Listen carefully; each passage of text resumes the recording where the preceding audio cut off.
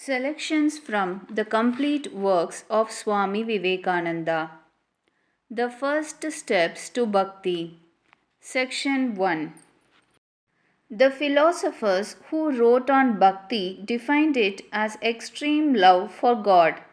Why a man should love God is the question to be solved, and until we understand that, we shall not be able to grasp the subject at all.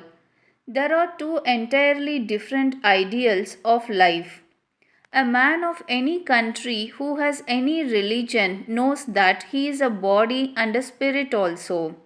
But there is a great deal of difference as to the goals of human life. In Western countries, as a rule, people lay more stress on the body aspect of man. Those philosophers who wrote on Bhakti in India laid stress on the spiritual side of man. And this difference seems to be typical of the Oriental and the Occidental nations. It is so even in common language. In England, when speaking of death, it is said a man gave up his ghost. In India, a man gave up his body. The one idea is that man is a body and has a soul, the other, man is a soul and has a body. More intricate problems arise out of this.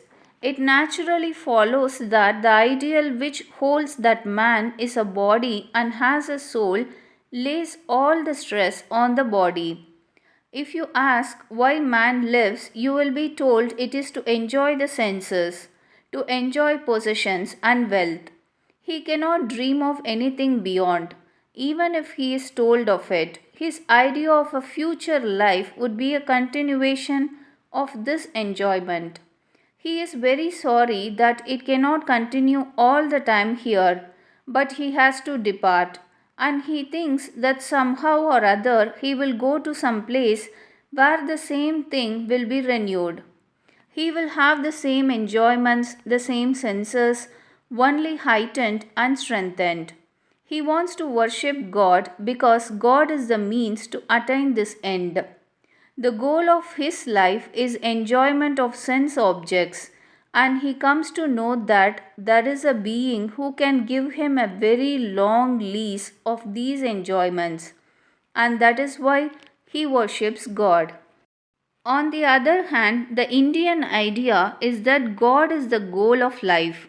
There is nothing beyond God, and the sense enjoyments are simply something through which we are passing now in the hope of getting better things.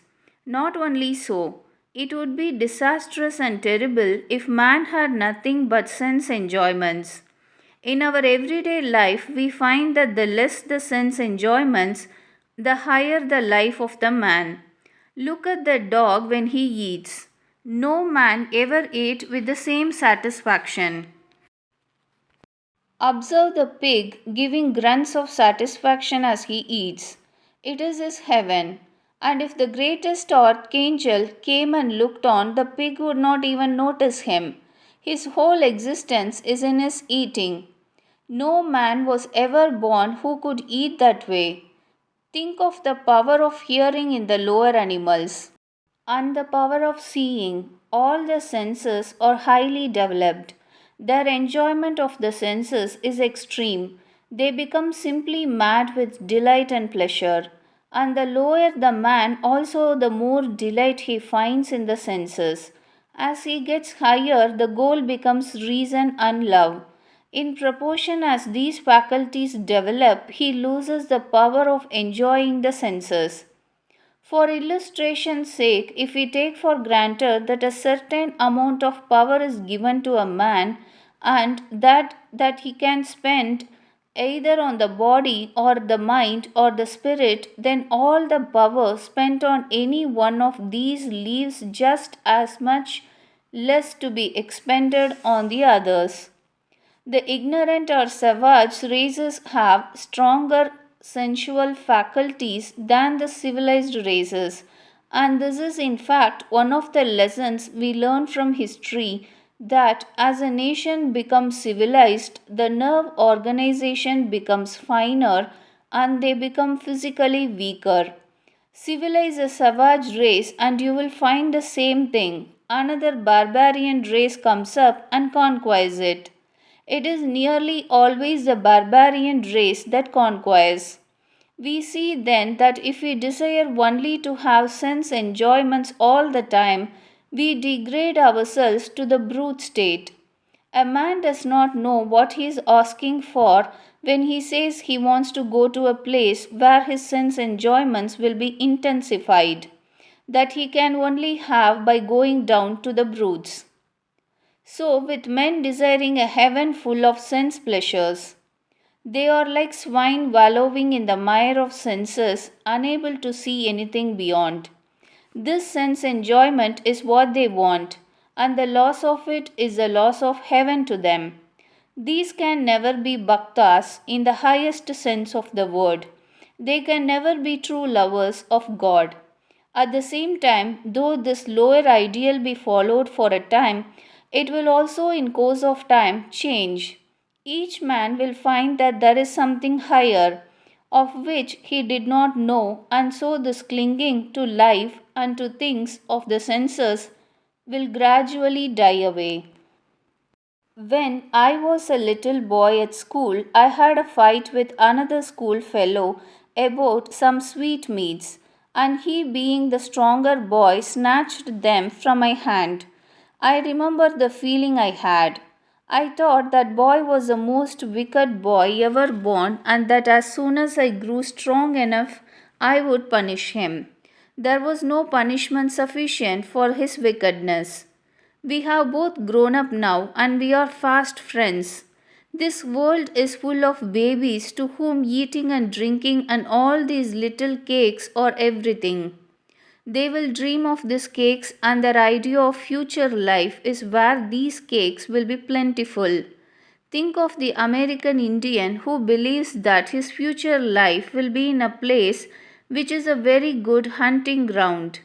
Each one of us had an idea of a heaven just as we want it to be, but in course of time, as we grow older and see higher things, we catch higher glimpses beyond. But let us not dispense with our ideas of future life in the ordinary way of modern times by not believing in anything. That is destruction. The agnostic who thus destroys everything is mistaken. The Bhakta sees higher. The agnostic does not want to go to heaven because he has none, while the Bhakta does not want to go to heaven because he thinks it is child's play. What he wants is God. What can be a higher end than God? God Himself is the highest goal of man. See Him, enjoy Him. We can never conceive anything higher because God is perfection. We cannot conceive of any higher enjoyment than that of love, but this word love has different meanings. It does not mean the ordinary selfish love of the world. It is a blasphemy to call that love. The love for our children and our wives is mere animal love. That love which is perfectly unselfish is the only love, and that is of God. It is a very difficult thing to attain to. We are passing through all these different loves, love of children, father, mother, and so forth. We slowly exercise the faculty of love, but in the majority of cases, we never learn anything from it. We become bound to one step, to one person. In some cases, men come out of this bondage. Men are ever running after wives and wealth and fame in this world. Sometimes they are hit very hard on the head and they find out what this world really is. No one in this world can really love anything but God. Man finds out that human love is all hollow. Men cannot love though they talk of it. The wife says she loves her husband. But as soon as he dies, the first thing she thinks about is the bank account and what she shall do the next day. The husband loves the wife, but when she becomes sick and loses her beauty, he becomes haggard or makes a mistake. he ceases to care for her. All the love of the world is hypocrisy and hollowness. A finite subject cannot love, nor a finite object be loved. When the object of the love of a man is dying every moment, and his mind also is constantly changing as he grows, what eternal love can you expect to find in the world? There cannot be any real love but in God. Why then all these loves? There are mere stages. There is a power behind impelling us forward. We do not know where to seek for the real object. But this love is sending us forward in search of it. Again and again we find out our mistake. We grasp something and find it slips through our fingers, and then we grasp something else. Thus, on and on we go till at last comes light. We come to God, the only one who loves. His love knows no change and is ever ready to take us in. How long would any of you bear with me if I injured you? He in whose mind is no anger, hatred, or envy, who never loses his balance, dies, or is born, who is he but God? But the path to God is long and difficult, and very few people attain Him. We are all babies struggling. Millions of people make a trade of religion. A few men in a century attain to that love of God, and the whole country becomes blessed and hallowed. When a Son of God appears, a whole country becomes blessed. It is true that few such are born in any one century in the whole world, but all should strive to attain that love of God. Who knows but you or I may be the next to attain? Let us struggle, therefore. We say that a wife loves her husband.